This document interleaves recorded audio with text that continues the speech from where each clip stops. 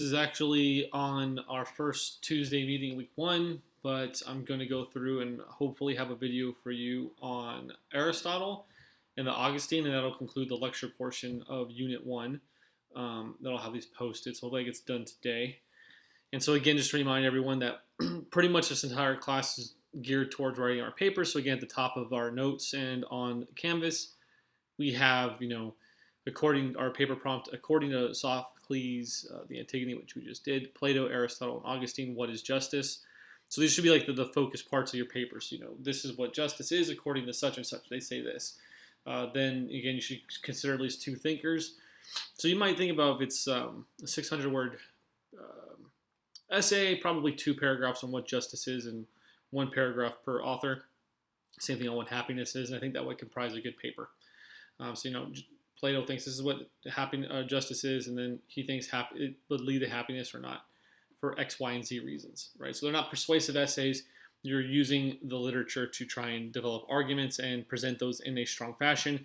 I realize, especially if you are not accustomed to thinking in this philosophical way, that sounds like a persuasive paper, but you're not trying to persuade. At best you might say it's the strength of your arguments, right? And then you're trying to want to strategically eliminate any objections someone might have prior to that.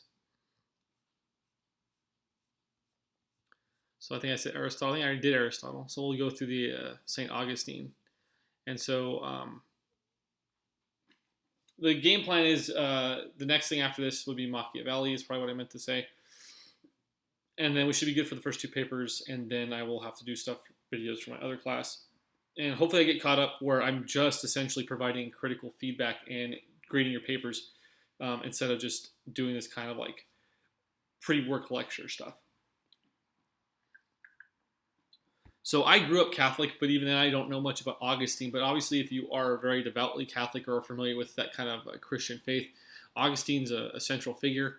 He was very, very influential in the Catholic Church, and then, to the extent that you may have done other religious classes, religious studies courses, that kind of foundation has influenced other Christian denominations. And these thinkers, like the Islamic thinkers that would have been their contemporaries, were getting a lot of their foundations from Aristotle, right? But in both cases, they would take the ancient Greek thinkers and try and make them comport with their religious and worldviews. And so we already kind of went through the Antigone, and we realized, for a lot of people, there are essentially extra political commitments that they have.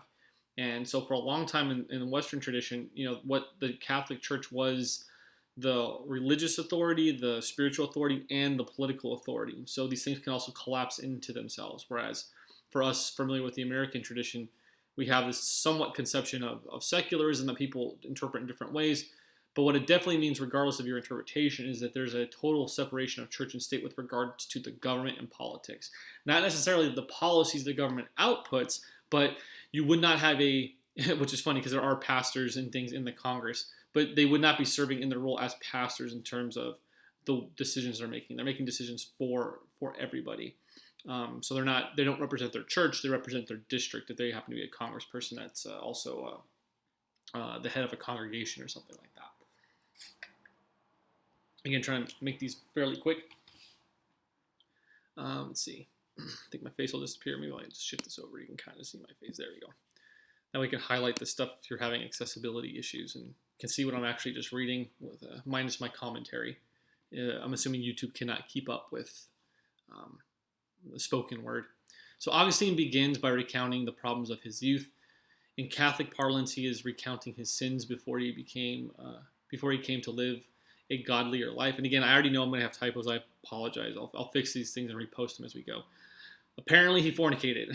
So now that you've all got to know me, obviously I joke around with this stuff. I'm not sure what the big deal is, but I digress. Yeah. So again, in this kind of very fundamentalist, usually most religions are like this. There might be a few Eastern religion exceptions where, premarital sex and having children out of wedlock, these are going to be very much problematic. And again, these are, especially if you're devout, these are windows into, say, the spiritual world, right? But the Jewish thinkers that developed the Abrahamic tradition and the Islamic and and Christian thinkers, like they're also trying to essentially make good guidance for our paper, maybe a happier life or a more orderly life, right? So these are why there are prohibitions against things. Um, both in the Jewish tradition and the Islamic tradition, there are prohibitions against eating certain kinds of foods. No alcohol or no pork or no seafood or clam, whatever it is, shelled seafood, eat fish. And the reason why this is that we know that when we look back into antiquity, if you do history, oftentimes eating such foods would get people sick. They didn't have the same kind of sanitation standards that we have now, or understanding of germs and bacteria and things like that. And so these prohibitions would go, God says don't eat this. And so perhaps that was the case if you're a devout person, but also it's like, well, people would get sick and die if they were to do these things. So you have to remember that the historical context matters, and so they may be lost to us. But again, with regards to our paper, like if you followed these rules, they would essentially promote happiness, or you wouldn't get sick and die, or it allowed society to kind of have a common, stable, agreed to center, so it's legitimate. And what made it legitimate, right, was outside the scope of man or humans. It was this kind of all-knowing, infallible kind of deity, right? So it's not too different from the Antigone reading. It's just now we have a different kind of religious context in with which these things sit. Augustine is, however, addressing common concerns many of us experience in youth. So I know we have older people in class. That's great. It's not uncommon, particularly at the junior colleges, although some of your other people might call you non-traditional students. I find that condescending. You're just students. But yeah, obviously, if we're a little older, we know like you kind of do things when you're younger. Some of you who are younger are probably doing these things. Just, I think I have here sex, drugs, and rock and roll. Whatever, raves. I went to I guess maybe 2 years ago, a year ago, I went to Las Vegas. I tagged along, I tug along with my friends. He's a high school basketball coach. They had a coaching conference, and it was around the time of EDM, Electric Daisy, whatever, music festival. Not EDM, whatever it is. Electric Daisy music, whatever.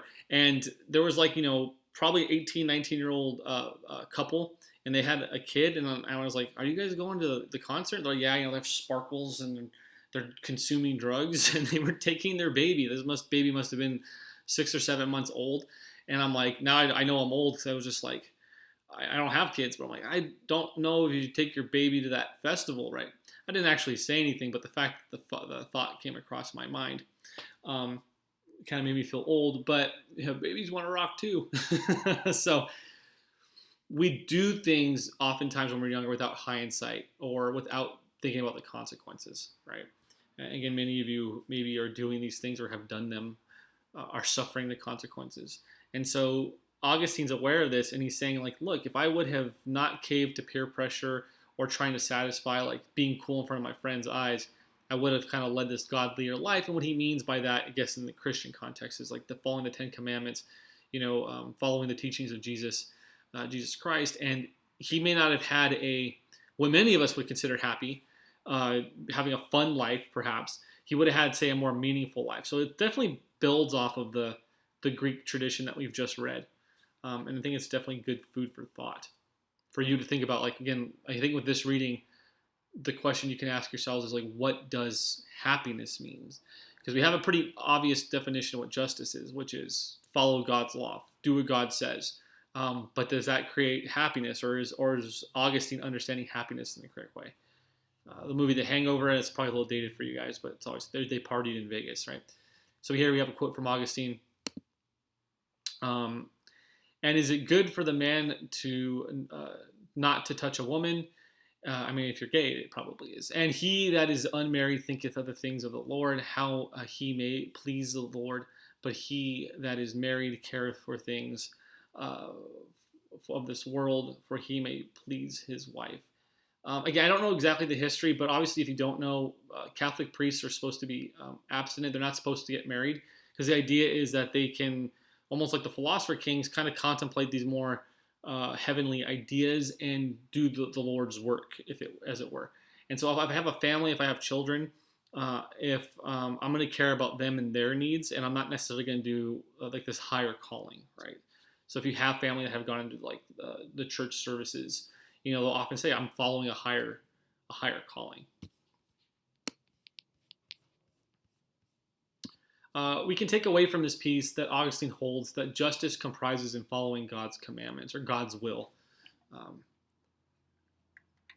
at several points in the readings, he makes reference to the 7 deadly sins. So this is kind of this aspect in, like, especially kind of older Christianity, like Catholicism. I don't even know them all. I should. But sloth, kind of being lazy, lust, and greed are definitely themes that are in this particular reading that Augustine's talking about. So lusting after, the opposite sex, or whatever, the object with which you would like to have intercourse with, being greedy in terms of like money or resources, being lazy, not doing the hard work maybe to get what you need. So Augustine talks about stealing things, right? So if you're stealing, in a sense, you're lazy. You're not willing to do the work to earn the money. It's easier to take it from someone maybe less powerful than yourself.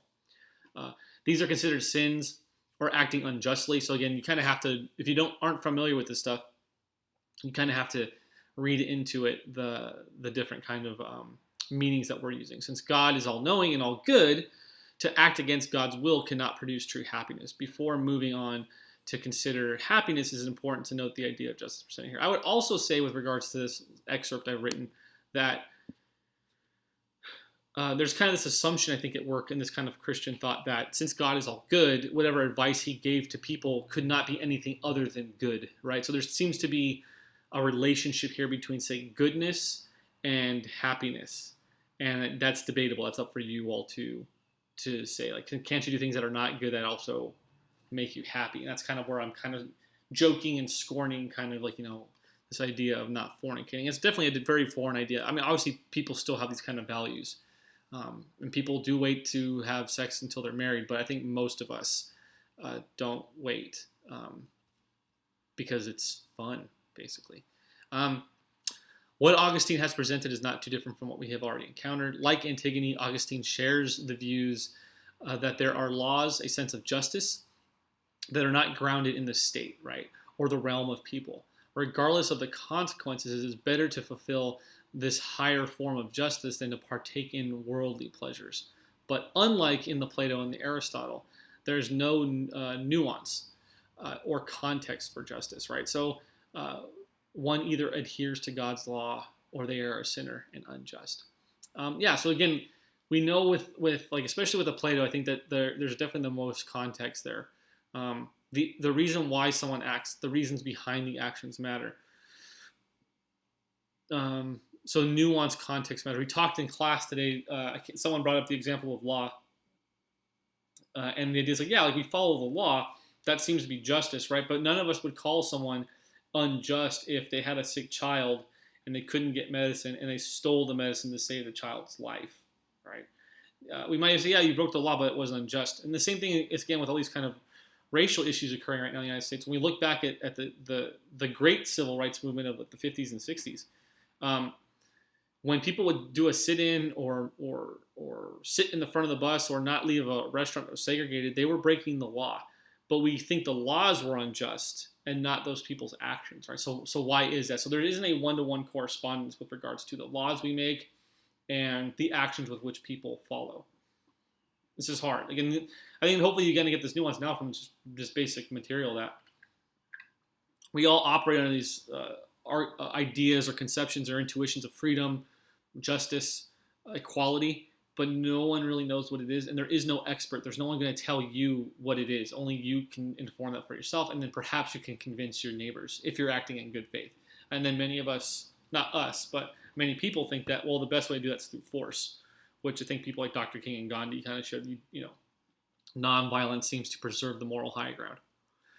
This then leads us to consider happiness and what it means exactly. So I think, again, this piece is more about, say, happiness. The answer for justice is more straightforward in my reading, and you can disagree with my reading.